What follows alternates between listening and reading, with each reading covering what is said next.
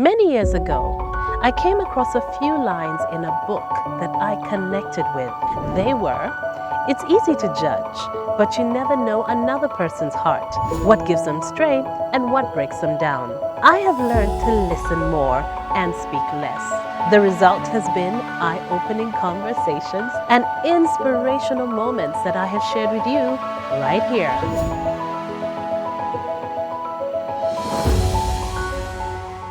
Welcome to Crystal One-on-One. I'm Crystal.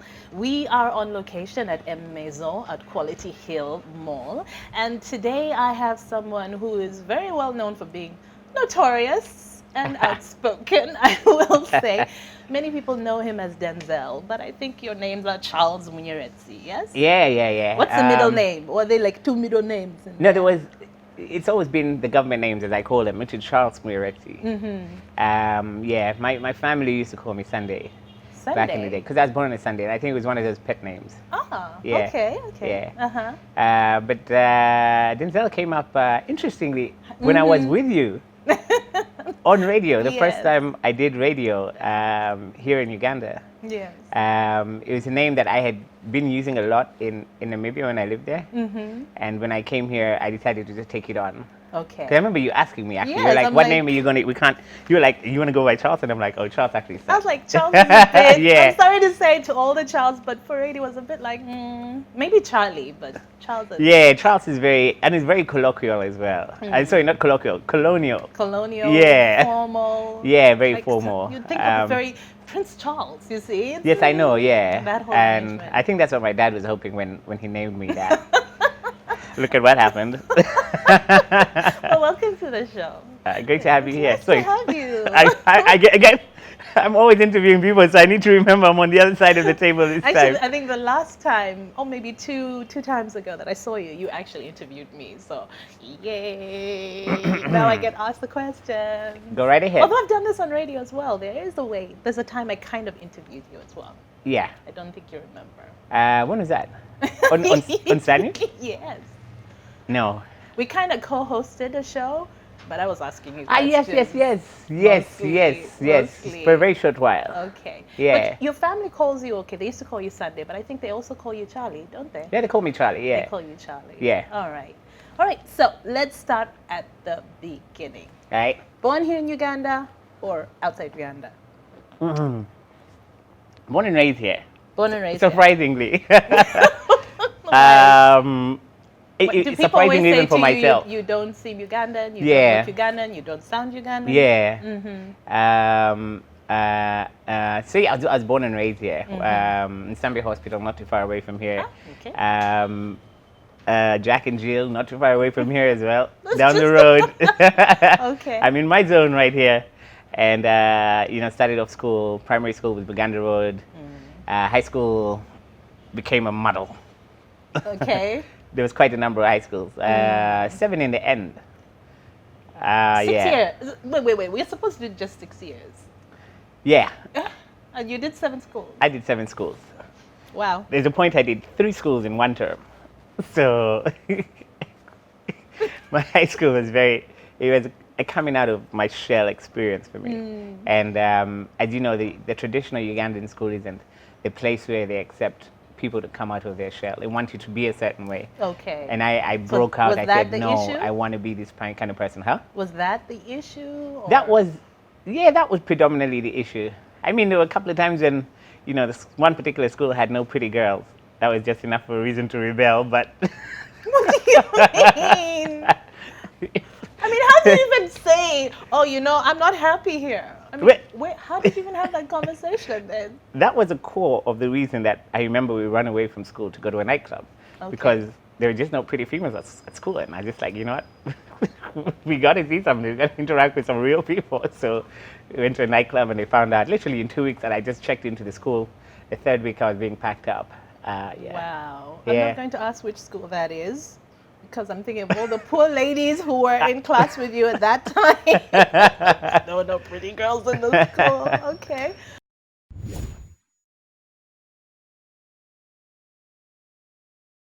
So what did you do? I mean, like in A-levels?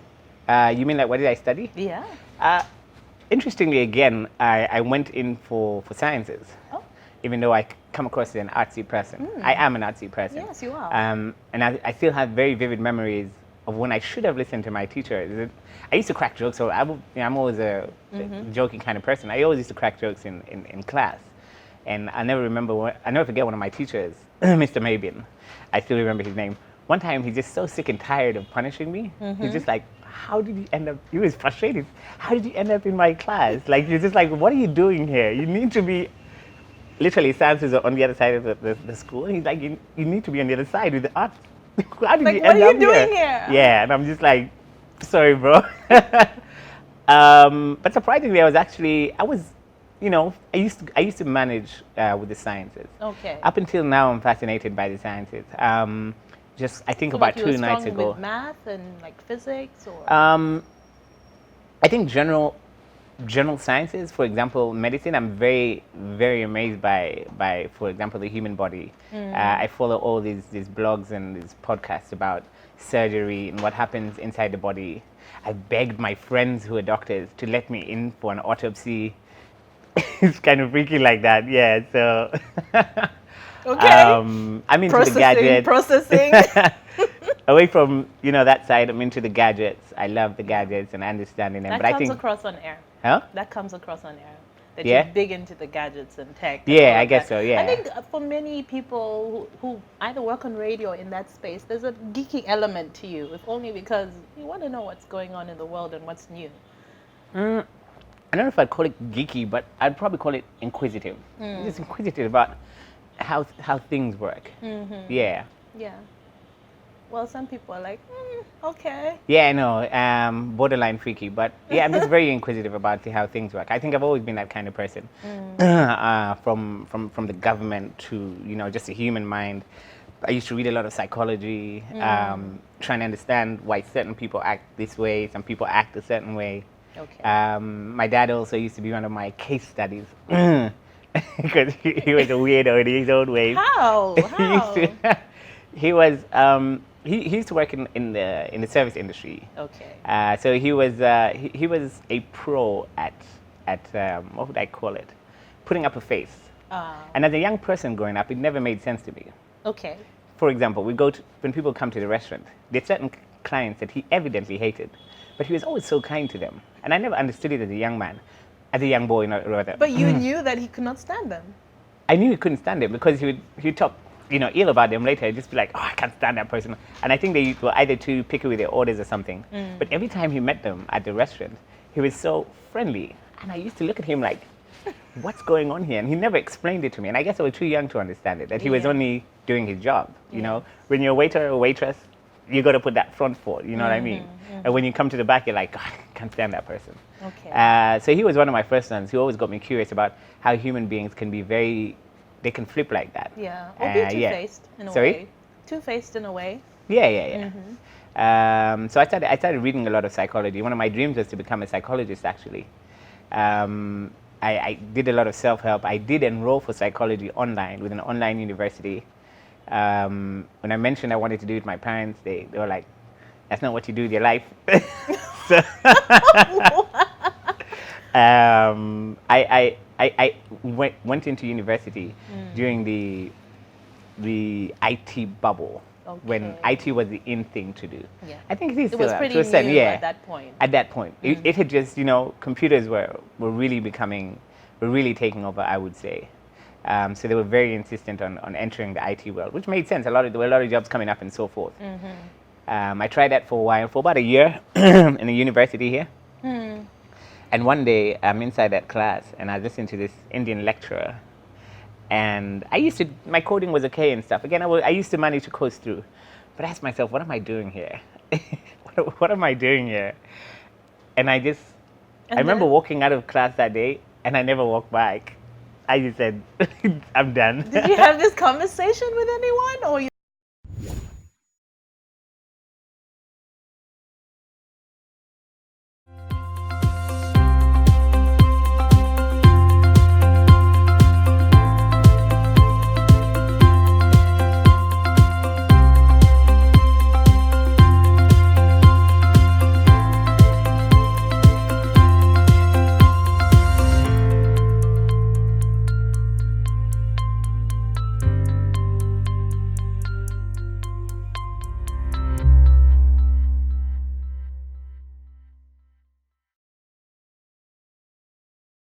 I remember walking out of class that day, and I never walked back. I just said, I'm done. Did you have this conversation with anyone, or you're just like, I'm done? No, I'm like that. I'll probably walk out of the interview as well. I just like, you know what, I'm done. And I just walked off. Okay. If things aren't working out for me, it works with a lot of my relationships actually are like that as well with the ladies and stuff. I'm just Yeah. like, you know what?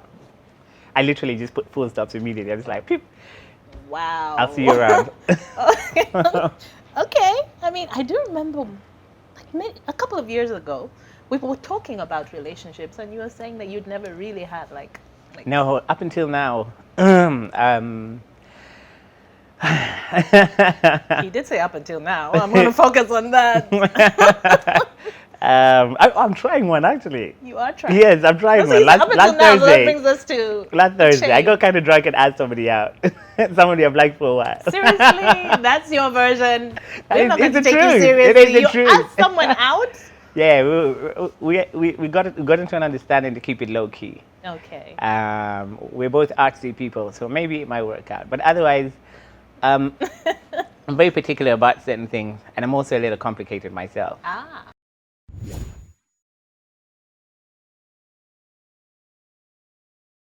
When you reach a certain level of independence, sometimes you don't need. Sometimes it's hard. Yeah. It's hard You to know. give enough room. Yeah. Because you know Something it's like. about compromise. Huh? Relationships are a lot about compromise. Because two people have to meet. Yes, yes, they do, and you have to need, not in a bad way, but the person has.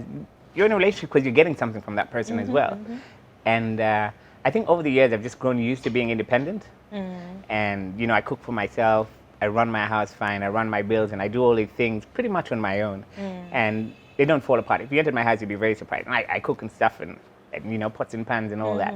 So I've had people come over, like, stay over for a weekend and stuff. Shout out to the ladies. And, they get into the kitchen and sometimes they're cooking me a meal and I'm just like, no, too much vinegar. And I'm just like, no. Denzel, hold back, bro. And I'm like, if this is the first weekend, what's going to happen over a lifetime? So it's that complicated. Okay, so if you cook, did you ever spend time in the kitchen, like when you were younger, with your mom, or? It's Because you've talked about your dad. What about your mom? Oh yeah. Interesting. My dad was a chef, but we never had any of those kind of. He was a chef? He was a chef. Wow. But I've never been a cooking person. I actually just started cooking probably about 2 years ago. It's a very new thing. I grew up with him for the probably first, the bigger part of my life because it's my mom and my dad separated. Yes. So there were a lot of memories with him until a certain point. I think when I was probably about 12, then I moved in with my mom as well. Okay. So my mom comes into my later part of my life. Huh. Up until So your mom is the last one who night. you stress Yes. all through high school. But she's a very laissez-faire person. I think she's gone to that point of understanding that this is just a special individual. And she tries to tell people that. She actually does try to pay. She's like, no, he's different. Just let him be. I can just imagine her saying, "That's my child, my child." You got to come to that point with me. My family came to that point as well. Really? And I think a lot of the people I interact with, my older friends, not in terms of age, but how long I've known them, Yeah. they're just like, he's quirky in his way. And I might say things and do things, and they're like, he doesn't really mean it. Yeah. Okay. I wouldn't call it bipolar, but sometimes I do some random things. Like, and they're just like, You're just at the border. yeah, why is he looking dancing over. alone? He's like, he's all right, don't worry. So he does that sometimes. Okay. Yeah. So are you the youngest? Or? I can only be. Okay. Firstborns don't come like this. Well, also you're saying your mom is like, well, chances are Yeah, you're the well, youngest. there's that as well. But yeah, I am pretty much at the bottom of the pile. Are you close with your siblings? Not that close. For a host of reasons. One is I never really grew up with them. Okay. In terms of, they used to come home because they're in boarding school. So they used to come home for a period. You know how it is in in school here for about 3 weeks, and the larger part of my life I actually spent alone, just at Okay. home. So we're talking about probably about a total of about 9 months on your own as a child. Yeah, true. Yeah. With your siblings coming in for very short windows. And in those windows, as teenagers as well, they would find themselves going out and stuff. So there wasn't that much of a time to bond growing up. Okay. And then, growing up later past that, we just became, not we became, but we took our own separate paths. Okay. Like I've tried to ask my brother to come out with me a number of times, but he's done it once and he's just like, you can come to my place. Then we don't have a chance to go out and like bond on what I would call, let's go out on a Friday night, which usually ends at 6 a.m. So okay, all right. Yeah, so over time. Maybe he's also very different. Huh? He's also very different. Yeah, very he chill. is very. He's actually. I'm literally the black sheep of the family. Okay. Yeah. Does that I see mean- kind of my traits in the others, but I'm on the other side. When you say that, does that mean you had a falling out at some point as well? Yeah. We also had a falling out as well. I mean, I mentioned just walking out in university. That was a big one. Yeah. They weren't impressed about it, to put it lightly. Exactly. And when you're the youngest, everyone in the family has an opinion. So there was that. Once I ran away from the country for about 3-4 years. Yes. Huh? I remember that. Yes, and that only made it worse. So after university, when you decided to just walk out and say, this is not working for me, what did you do then? Oh, interestingly, I started working early. Okay. So I had a job by then. I used to work with a corporation called Balton. I was an IT research officer, an IT officer. So with my miniature, my IT skills, I could fix the computers around, basic troubleshooting that, the older folk in the company couldn't do. Okay. So you find the head of IT who's too busy trying to sort out, say, some viruses that are attacking the email system, and somebody's like, oh, my screen is not coming on. Okay. So you need the junior guy who's able to go and say, oh, you just need to plug it in, Mr. Old Person, CEO. You know what I mean? There are always those people in the office who just don't get the very basic thing. Yes, My keyboard isn't working. And these guys in IT really can't be handling that. So that's the kind of job I did. Yeah. It brought in a little money. I think it was probably about 900,000 shillings, which is all right. So Kept was me that alive. like you started working during your vacation and you were working and going to No, school? this at is the actually same when I started, about when I started university. time? Okay. So it was all right. I was already doing my thing. I had some money on my own, so it wasn't really that much of a problem. Yeah. Then I think after university, after dropping out of university the first time, it's 3 times actually. The first time, I've been there twice. Okay. The first time, I said I hung around a little bit in Uganda for I think about a month or 2, and then after feeling this I just felt like I'd lost it all. I had left university. I wasn't getting on terms with my family.